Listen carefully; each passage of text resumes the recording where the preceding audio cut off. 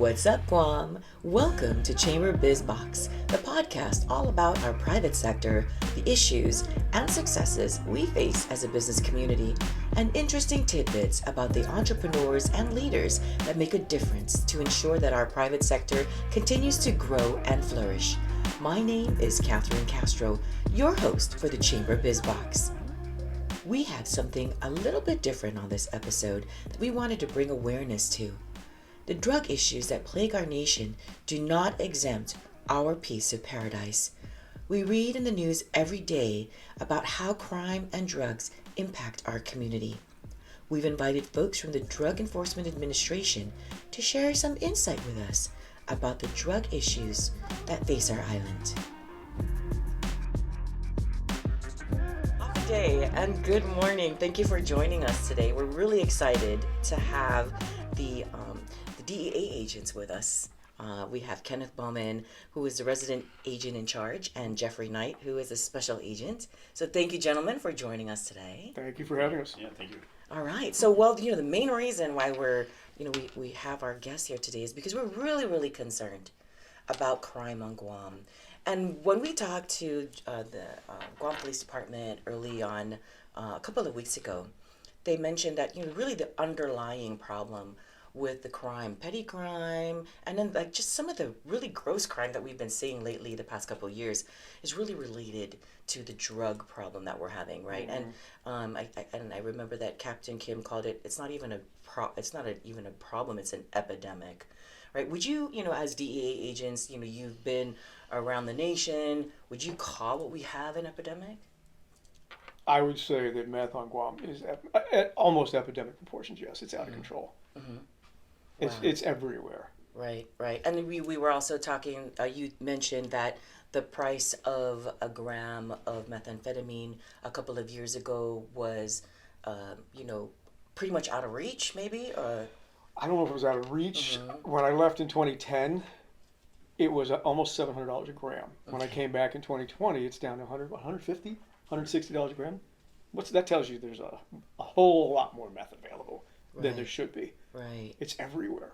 And how, it's everywhere, right? So there's no discrimination. No. It's with professionals, it's with students. It could be anybody. It's with the homeless. I've seen people that are panhandling that are obviously high on something. Mm-hmm. Right? And it begs to, you question, how do they even get it? That's a good point. Where do they get the money? And it always perplexed me, even prior to my first time here. How does such a small island have so much money to spend on drugs? But they do, because it's here. Yeah. The amounts of money we seize, we're not going to go into details, but it's unbelievable the amount of money we have seized in the 2 years I've been back. Well, unreal. One of the things that it kind of tickles my mind a little bit because, the chamber is involved in the juvenile drug court program in partnership with the Judiciary of Guam. And some of the things that we've heard throughout the years has just blown my mind in reference to, particularly with the Schedule II drugs. So some families will trade their family members for things, sexual things, in favor to get drugs. And so is this still prevalent? Is this something that it's awful. It's just incomprehensible, but it does happen. I don't know. I would say I don't know. I can't say whether it's prevalent or not, but it definitely does happen. There's instances where we've had boyfriends and girlfriends and trading each other for, hey, she'll take care of you and give me a couple grams. Exactly. Such, yeah. So that might be, I'm not sure if that is something because we wonder how do people get their hands on it, right? Is that it maybe it's not cash, but it's other favors. The barter system does exist, but I think 95% of it's cash based. Okay. Yeah. All right. Stolen property is probably the second. Because we've arrested quite a few people. Correct me if I'm wrong. Stolen property. You open a container on their property, it's filled with bush cutters, lawnmowers, freaking leaf blowers, car parts, tires, because people will trade that for meth if they can't come up with the cash. Where do they get it? They steal it. They start, perusing the neighborhood to say, oh, who's got stuff outside, and then wait till it's dark and they go in and steal it and go turn that Some of over. them go during the daytime. Like Some we saw this video from GPD recently. This guy was taking parts off a guy's car in broad daylight in his carport. The guy came home and caught him. Broad That's daylight. insane. That's insane. So, one of the things that as in the private sector, right, and I guess even too in the government, right, we employ people, and there's some concern about drugs in the workplace. Some companies have sporadic drug testing. What would you say are some of the symptoms that employers and employees should look for in if somebody is under the influence? Meth wise, because that's the biggest drug here. Sure. One of the biggest ones is the unlimited energy. If they come in and their pupils are dilated and they are energetic nonstop, can't sit still is a big one. Because they can't hold their hands in their lap. Like normal people would talk. You hold your coffee cup in one hand. They can't do that. When they're high, they're incapable of doing that because their body is physically not able to just stop.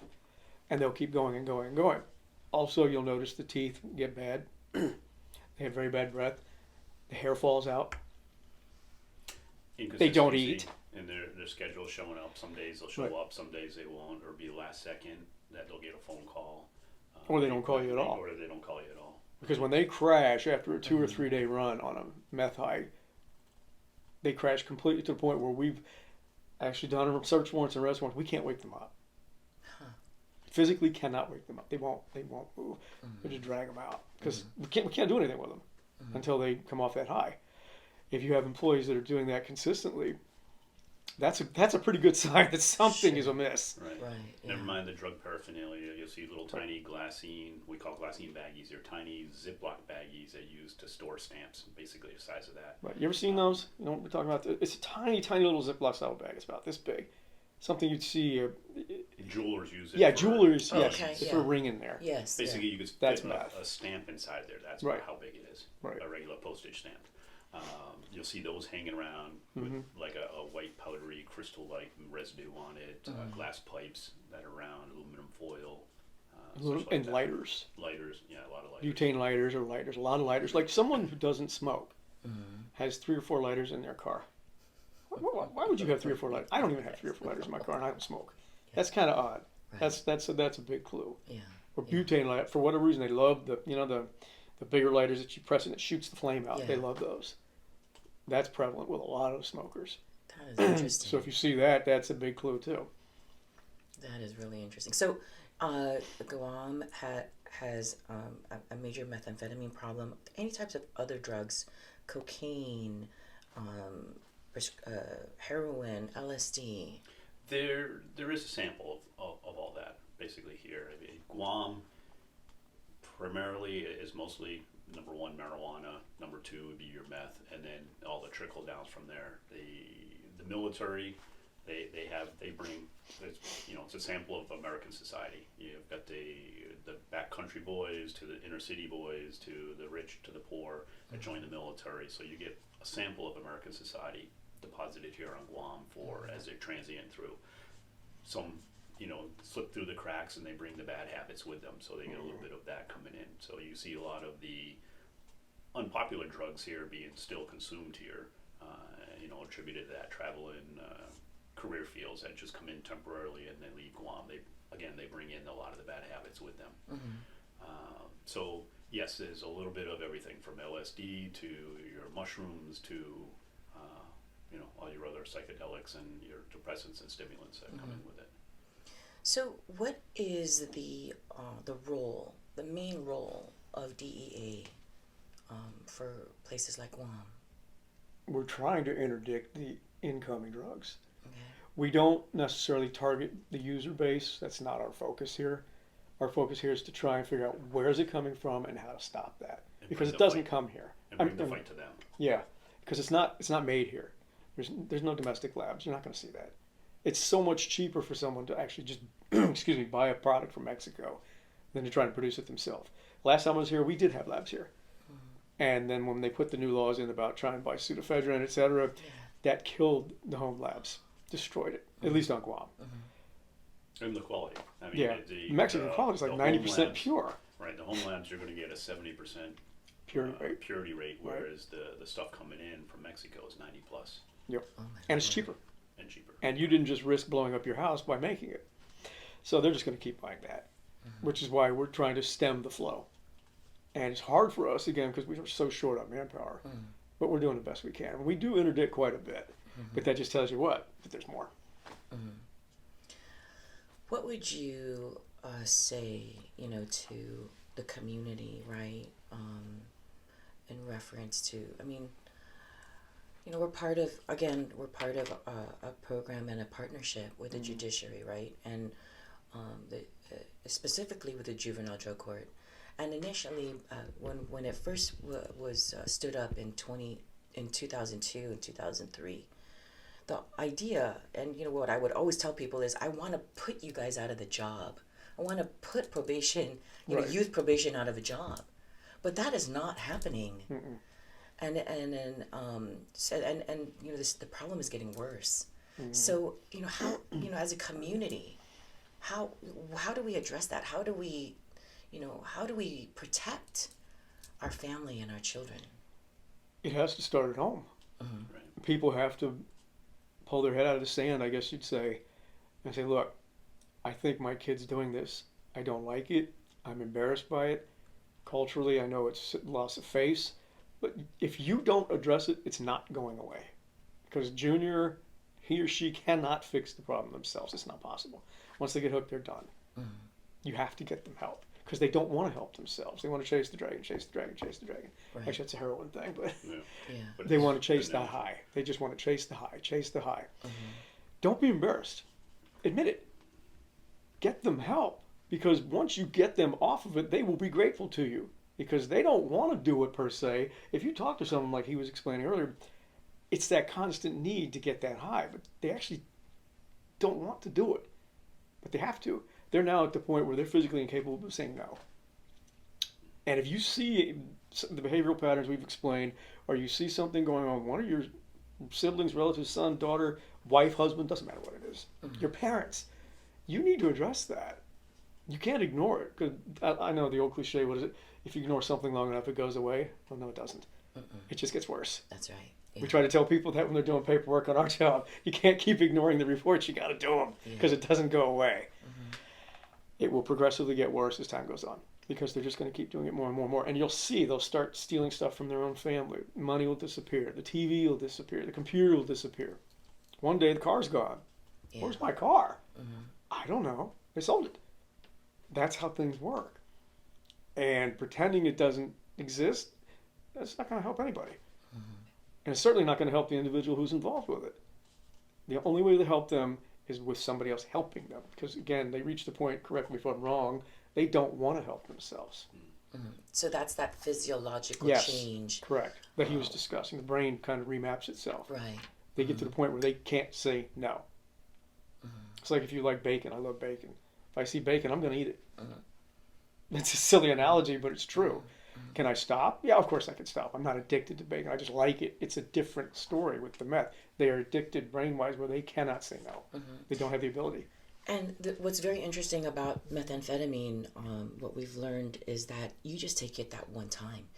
You're on. Right? And so other drugs, you could, okay, I'll just try it once and I'll be cool, right? But you can't, 90% of the people that try methamphetamine at least once Correct. are already addicted. They take one hit, they're done. It's that powerful. And that should be enough to scare people from not You would even think, trying it. but it doesn't. Yeah. I think somebody hit on it there. I don't know if it was Jeff or whatnot during the lecture, the pandemic. That did not help. When you've got everybody sitting at home bored, what do?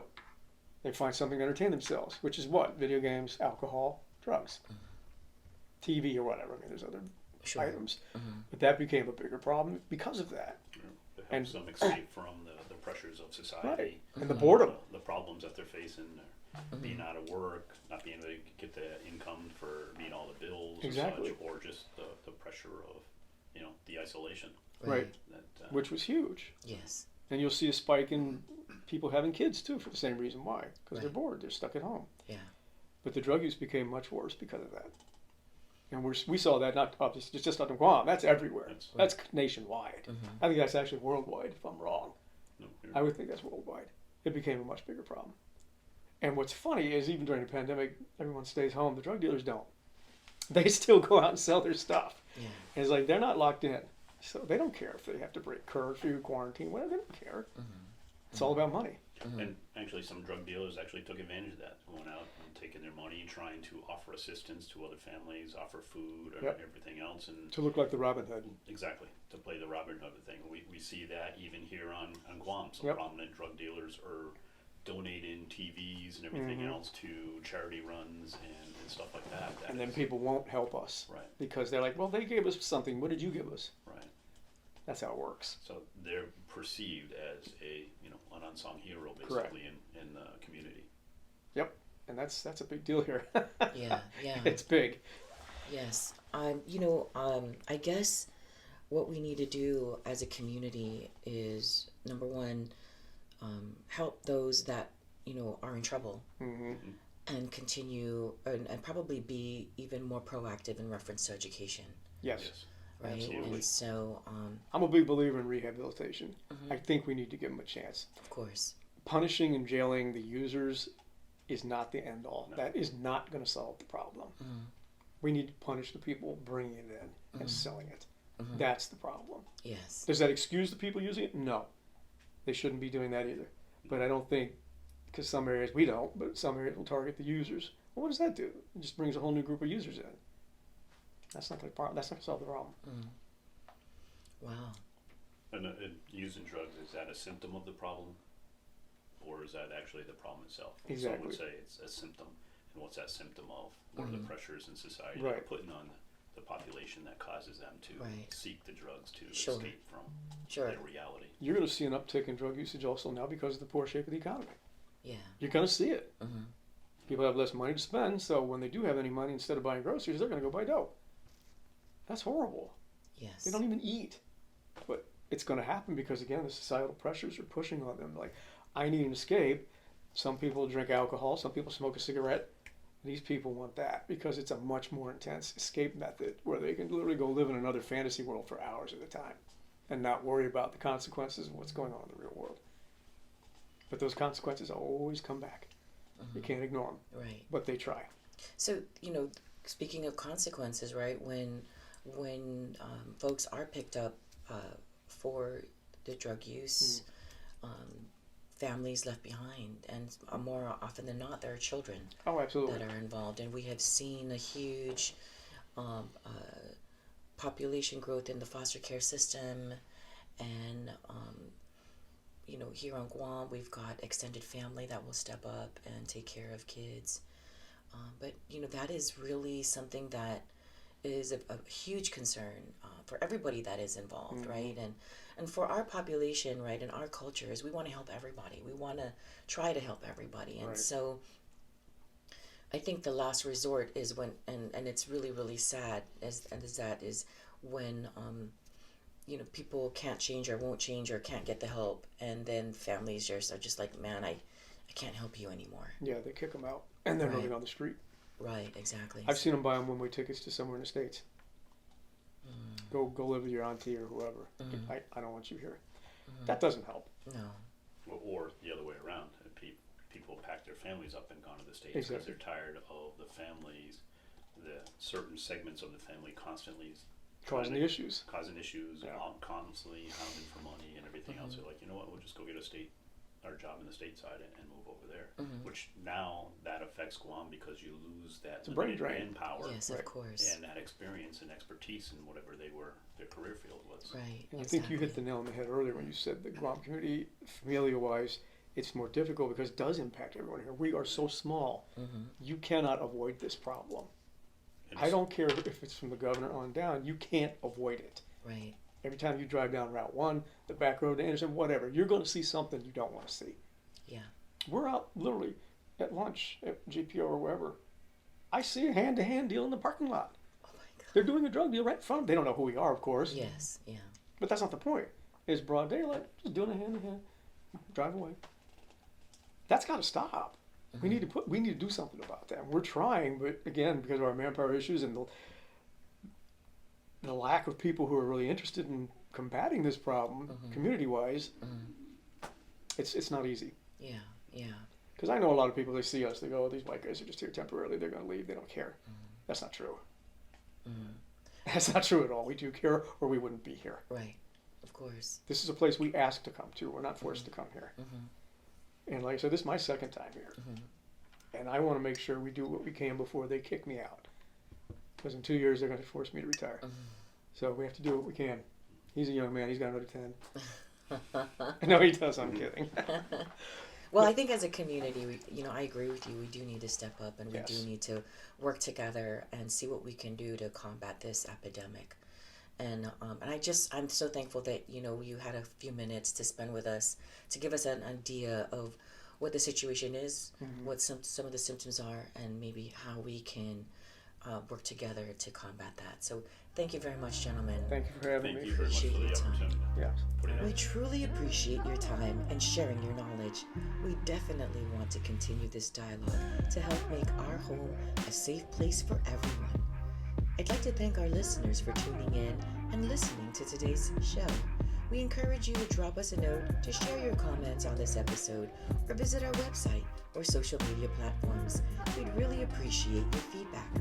If you haven't already heard it, we also have another podcast called the Chamber Member Spotlight, which features a small business member in each episode. These episodes feature inspirational stories and fun tidbits about doing business in Guam. They are currently available on YouTube and Spotify, so give it a listen. We look forward to having you back on the Chamber Biz Box again very soon. This is your host, Catherine Castro. Until next time, take good care and make it a great day, Guam.